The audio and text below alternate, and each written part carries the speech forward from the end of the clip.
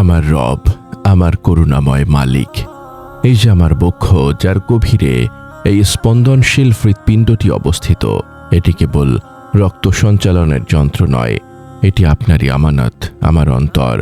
হে আমার মালিক, আপনারই ঘর। এই ঘর পবিত্র, এই ঘরে একমাত্র আপনারই স্মরণ শোভা পায়। কিন্তু আমি লজ্জিত, হে আল্লাহ। আমি এই পবিত্র ঘরকে দুনিয়ার আবর্জনা, লোভের কাদা আর অহংকারের ধুলা দিয়ে ভরে দিয়েছি।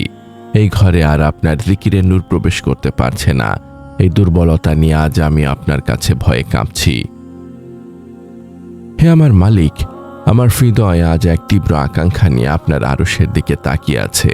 হে রব, আমার এই অন্তরটা আপনারই ঘর, একে দুনিয়া দিয়ে ভরবেন না, একে আপনার পবিত্রতা ও নূর দিয়ে পরিষ্কার করে দিন। আমার এই অন্তর, যার মালিক আপনি, তা যেন আপনারই দিকে উন্মুক্ত থাকে। এই অন্তর যেন আপনার প্রেম, আপনার ভয় আর আপনার স্মরণের মাধ্যমে সবসময় সজীব থাকে। আমার জীবনের প্রতিটি মুহূর্ত, প্রতিটি নিঃশ্বাস, প্রতিটি সজ্জতা যেন এই ঘরের পবিত্রতা রক্ষার কারণ হয়। আসসালামু আলাইকুম ওয়া রাহমাতুল্লাহি ওয়া বারাকাতুহু। আল্লাহর অপরিসীম রহমত ও শান্তি বর্ষিত হোক আপনার ওপরে।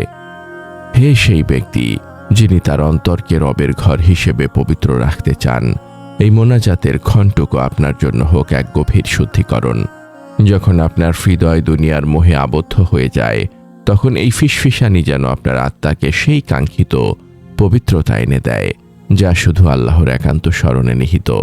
এই পরম বার্তাটি আপনার আত্মার মুক্তির জন্য, কারণ একটি পবিত্র অন্তরই আপনার রবের হাসি লাভ করতে পারে।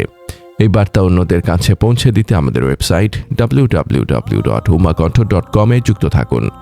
যদি এই মোনাজাত আপনার হৃদয়ের গভীরে স্পর্শ করে, তবে একটি লাইক, একটি আবেগঘন মন্তব্য এবং শেয়ারের মাধ্যমে আপনিও এই ইবাদতের দাওয়ার সঙ্গী হতে পারেন। আপনার প্রতিটি সমর্থন, আপনার প্রতিটি সাবস্ক্রিপশন, তা যেন আপনার অন্তরের পবিত্রতা বজায় রাখার কারণ হয়।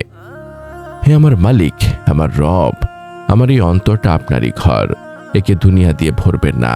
এই অন্তর যখন দুনিয়ার মোহে ভরে যায়, তখন তা আপনার স্মরণ থেকে দূরে চলে যায়।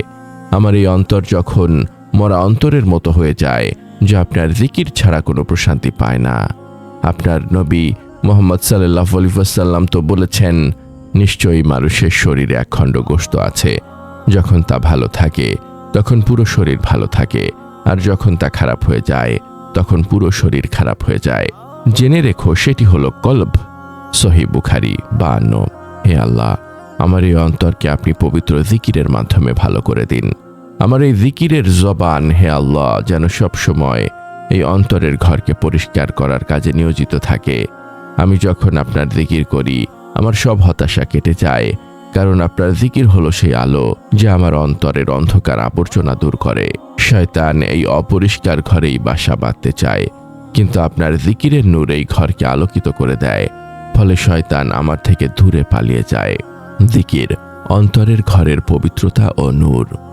হে রব, এই পবিত্র ঘরকে শুধুমাত্র আপনার জন্য উৎসর্গ করতে আমার প্রয়োজন আপনার জিকিরের শক্তি ও আপনার রহমত।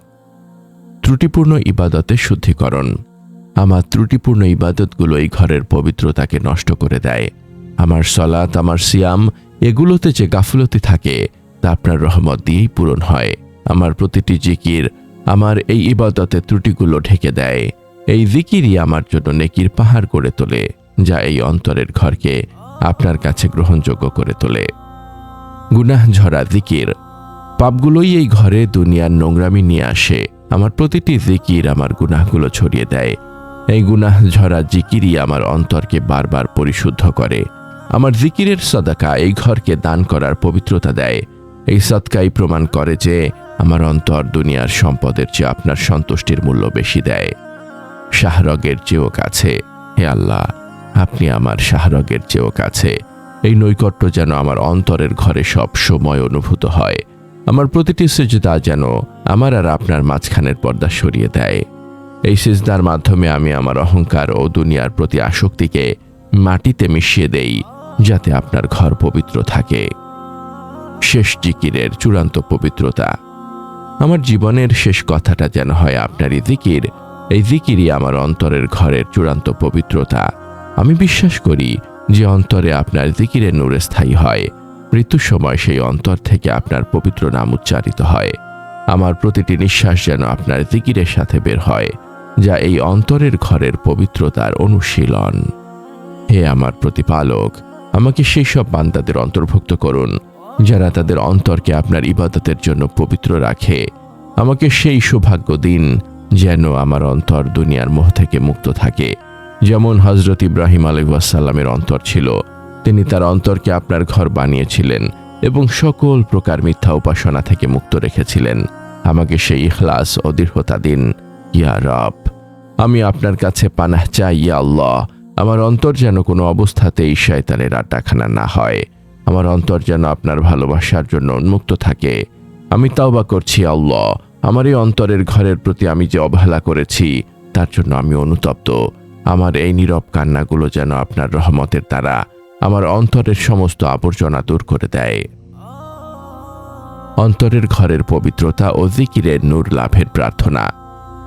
হে আল্লাহ, হে আরশের মহান মালিক, হে পবিত্রতাকারী, আপনার কাছে আজ আমাদের এই আকুল মোনাজাত, আমাদের এই অন্তর যা আপনারই ঘর, একে আপনার পবিত্র জিকিরের নূর দিয়ে এমনভাবে ভরিয়ে দিন যাতে দুনিয়ার কোনো মোহ বা আবর্জনা সেখানে স্থান না পায়। আমাদের হৃদয়ের সমস্ত অহংকার, হিংসা, লোভ ও কপটতা আপনি দূর করে দিন ইয়া আল্লাহ। আমাদের জবানকে গীবত, মিথ্যা এবং অন্যায় কথা থেকে পবিত্র রাখুন।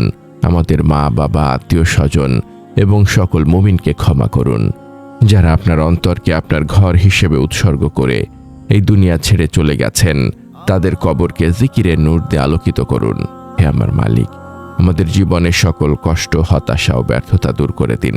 আমাদেরকে হালাল রিজিক দান করুন এবং আমাদেরকে আপনার উপর পূর্ণ ভরসা করার তৌফিক দিন। আমাদের ইবাদতকে কবুল করুন, বিশেষ করে আমাদের সালাত, সিয়াম ও জিকিরকে, এবং আমার ত্রুটিগুলো ঢেকে দিন। আমাদের হৃদয়কে আপনার জিকিরের জন্য উন্মুক্ত করে দিন যাতে আমাদের মরা অন্তর আবার জীবন ফিরে পায়। হে আল্লাহ, আমাদের মৃত্যু যেন হয় আপনার স্মরণে, ঈমানের সাথে। আমাদের জীবনের শেষ কথাটা যেন হয় আপনারই জিকির। কবরের আযাব থেকে আমাদেরকে মুক্তি দিন। হাসরের ময়দানে আপনার আরশের ছায়াতলে আমাদের স্থান দিন।